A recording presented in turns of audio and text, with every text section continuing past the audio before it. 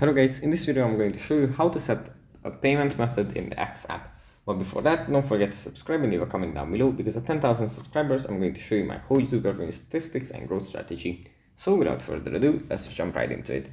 First we have to open up the X app. And here it opens up in the home menu where we have our posts. From here we have to swipe to the right, then tap on profile. Then in the profile we tap on edit profile. Then we scroll down to the bottom, and here we have tips.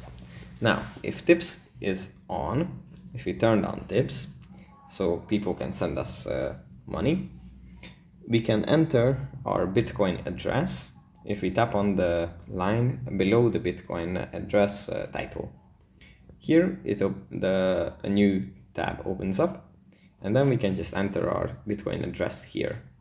After we are done, we can just save it to on the right, and yeah, that's pretty much it for this video. Hope it was helpful for you guys, and I'll see you in the next one.